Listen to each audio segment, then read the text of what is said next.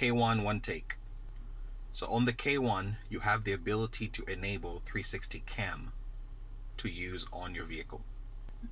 To enable the setting, you first go into your back setup, and if you go down to cam type, select 3 for 360 720p. After which you can go into the menu icon and enable 360 view. After which you'll need to purchase the cameras, the 360 cameras shown on the screen, that plugs into the top right port on your K1, on the back of the K1. These cameras can be purchased on the aftermarket stores. I bought mine from AliExpress. Took about 3 weeks to get shipped to me, and this is as plug and play as it gets. Once you're all set, you will have a new app called 360 View available on your screen. To open it, this is what you will see once all the cameras are plugged in. The advantages of the 360 cam are many, with one disadvantage being it does not offer you HD level of picture compared to the Batman.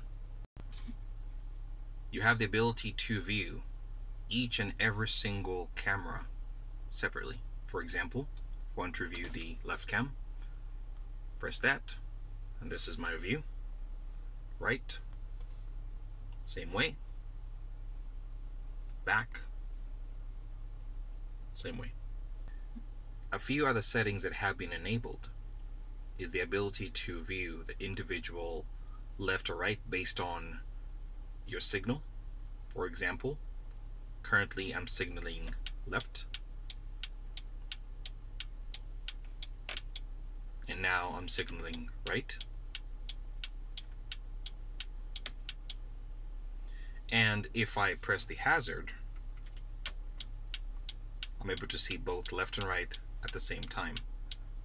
You will have to run a connection from your turn signals into the back of the cable that you purchased from for the 360 camera.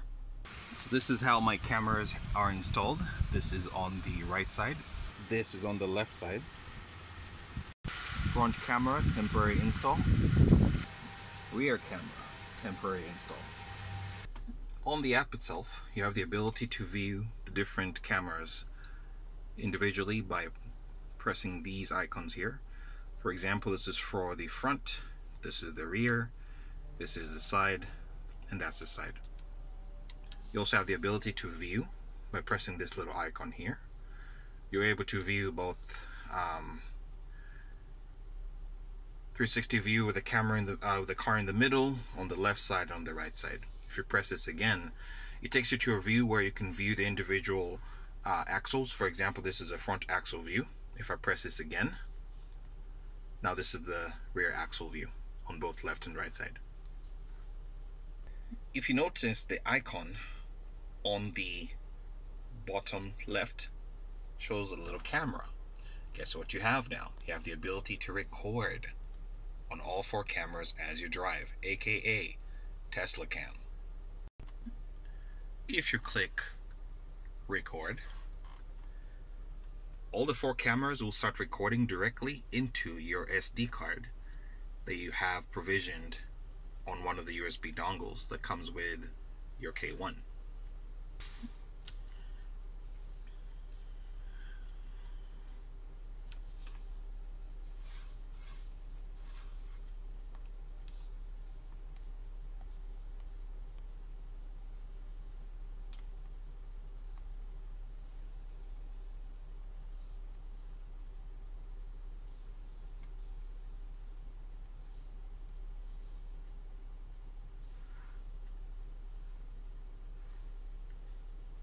As you can see on that menu, I was able to view the recordings.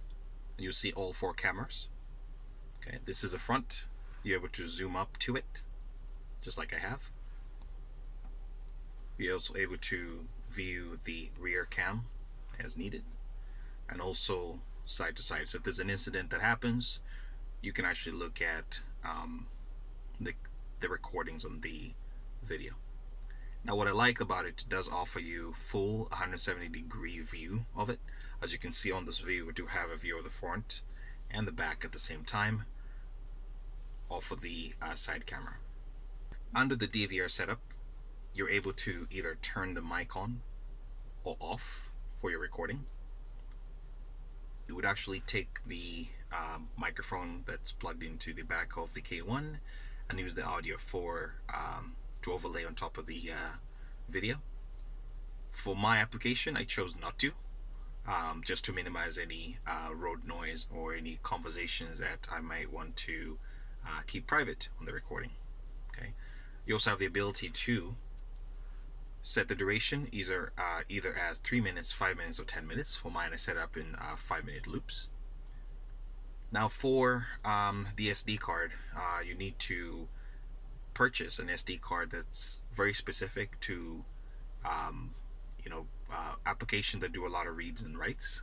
I'll link one of the recommended SD cards, especially for use with dash cams that I used on this. It does promise longevity. I'm using 128 gigs for that, but if it does run out of space, which as far as all the readings I've done so far, it does overwrite the last video on the SD card. But if you do run out of space, I can always upgrade to 256 gig as needed. On this menu, you also have the ability to create a snapshot.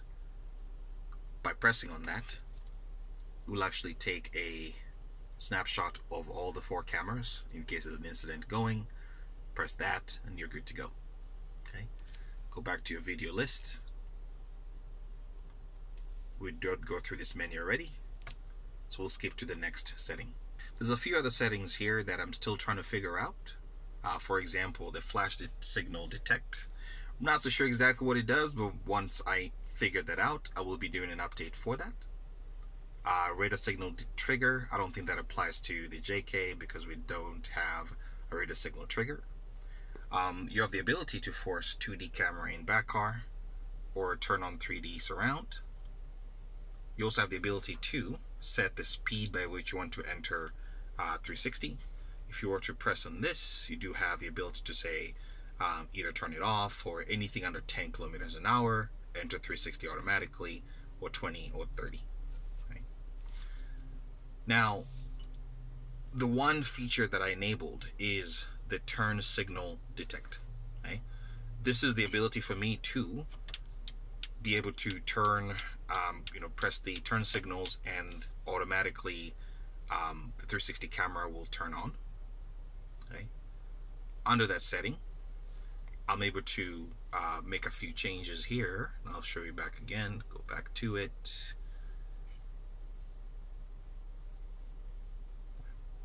Turn signal detect. You could either turn it off, turn it on, under 10, under 20, under 30, under 40. Now what this allows me to do is, if I'm driving at highway speed and I don't want the camera to turn on, I can set it up to pretty much the highest, to say, hey, if I'm driving above 40, do not turn on the camera. Right now, this specifically allows you to say if you're crawling off-road, driving at a lower speed, that you're able to just have the cameras turn on.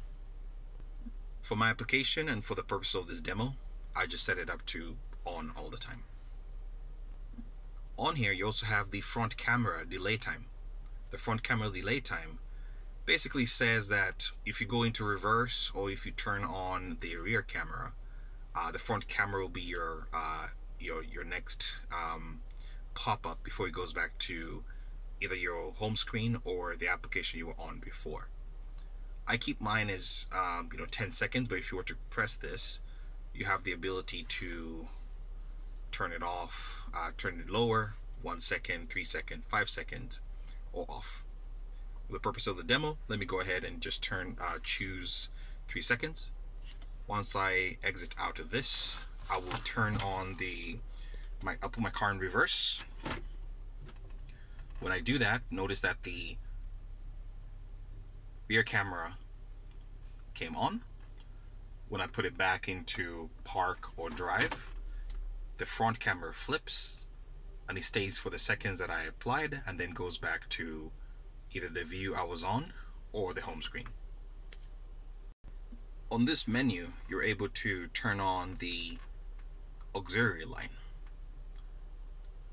The K1 allows you to actually see like which direction you're going by adjusting the grid lines, depending on how you're turning the steering wheel. To demo this out, I will go ahead and enable that for the front auxiliary line and then go back to my camera view. As I'm in my camera view, when I turn on the steering, you will see that the grid lines are moving according to that, and the grid lines are moving the same way depending on how I'm turning the steering wheel. Okay. This feature is turned on for the rear camera, especially if you do have the grid lines already. As you can see, it's the same way. Turn left and turn right. Now let's go into car setup. Sure. You will notice that once you enable the 360 camera, you just have a basic vehicle image showing. Now, though you don't have a Jeep JK under the car settings you can select or car models you can select, the closest you can get is a G-Wagon. Close enough, right? Under car model select, once it loads, you'll see you have an SUV, you have a car, you have an MPV. If you were to click on mall, these are the models that are available. I'm hoping at some point that a Jeep JK will be included as part of this. My selection was Benz G. Right. Once that is done, once you make that selection, you also have the ability to select the car model. My vehicle is silver. I came up with this color. Not exactly what I needed, but it's close enough. You can also customize your license plate. This is what comes with the setting. Okay. You can also change the color to whatever you want. Okay. You also have the ability to calibrate your 360 cameras. If you were to click on the Panorama Calibrate, the password for this menu is 0000, and this is what you have. Personally, I have not calibrated mine yet, but this is something you can actually do. You may have to purchase these mats, okay, or these blocks, okay, for you to be able to calibrate the cameras. As far as I'm concerned, I'm satisfied with mine, but as I play with it, I may make adjustments. Alright, so let's check out the 3D image that comes with it. You press that. Now you do see your rear view, right? Now here's what I like about this, right? If you were to signal, you would notice that the car is signaling. Turn right, it's signaling the same way, right? Now you have the ability to view the individual corners, right? You can do that, you can do that, go over here, right? You could turn the car around, you could look at it from above, from below, turn it all the way. Nice little feature, right? Let's say you're going off-road and you're going over an obstacle. This is kind of the good view that you may have, just to say, hey, what's on my left, what's on my right, what's going on around me. I'm still trying to figure out the best way to get rid of the black block around the vehicle. I'll figure it out somehow. Once I do, I will do the update on this channel. Let's say you don't want this on the screen all the time, right? You're doing other things, watching YouTube, playing music on Spotify, navigating through a map. You can actually do a picture-in-picture mode on this. This little icon here allows you to do that.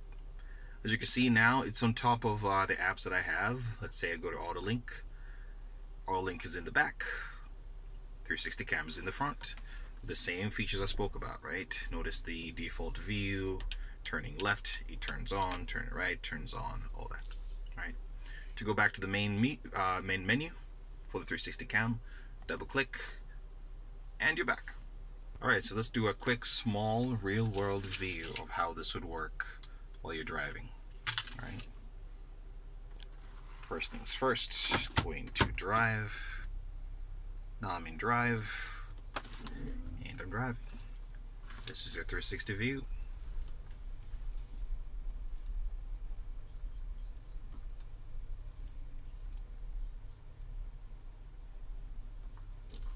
Turn signal on.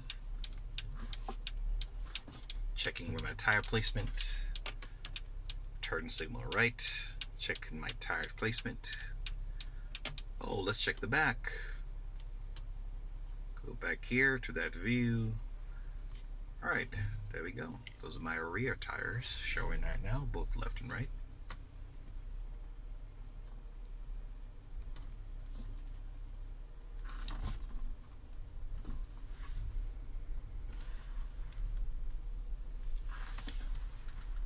Going back to the 3D view with the vehicle in the middle. There we go. We're good to go. That is the Carobotor K1 360 cam. Took a lot of work to get here and a lot of research, but I'm glad that Carobotor will be releasing 360 cams. Again, the only thing I have a concern about is the quality of the cameras. I wish they were as HD as the Batman, but pretty sure it's a setting somewhere that I'll figure out. The moment I do, I'll be sharing that with you. That's the end of the K1 one take for the 360 cams. Thanks everyone.